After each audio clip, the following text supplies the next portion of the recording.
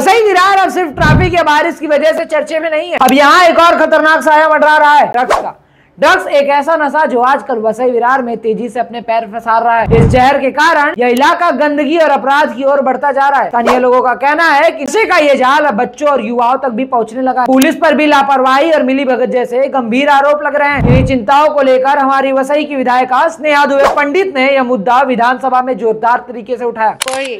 अध्यक्ष महोदय, आमच्या वसई तालुक्यामध्ये गेल्या 6 महिन्यामध्ये 1800 कोटींचं, जे मंत्री महोदयांनी उल्लेख केला की 11,000 कोटींचं ड्रग्स पकडलं गेलं, त्यामधलं 1800 कोटींचं ड्रग्स हे Achole police station, Naigaon police station, Tulinj, Pelhar आणि अर्नाळा या पोलीस स्टेशनच्या अंतर्गत ही कारवाई झाली आणि 1800 कोटींचं ड्रग्स हे पकडण्यात आलं, जप्त करण्यात आलं।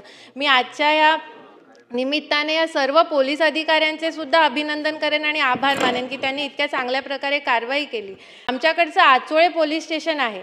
आचोळे पोलीस स्टेशनच्या भिंतीला लागूनच एक टपरी आहे आणि त्या टपरीमधूनच ड्रग्स विक्री होते अध्यक्ष महोदय।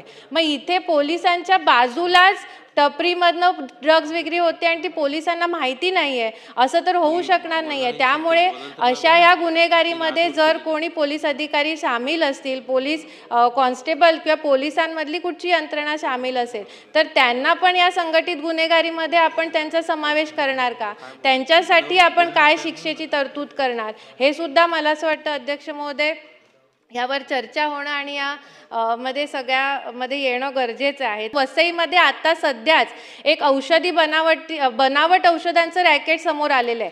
आता मेफोड्रोन हे जे ड्रग्ज आहे ते औषधी द्रव्यांपासून बनवलं जातं अध्यक्ष महोदय। तर ह्या सगळ्यामध्ये जे रॅकेट बनावट औषधांचं रॅकेट मिळालेलं आहे ते ह्या सगळ्यामध्ये कुठेतरी लिंक त्याची आहे का ह्याचाही तपास अध्यक्ष महोदय केला जावा।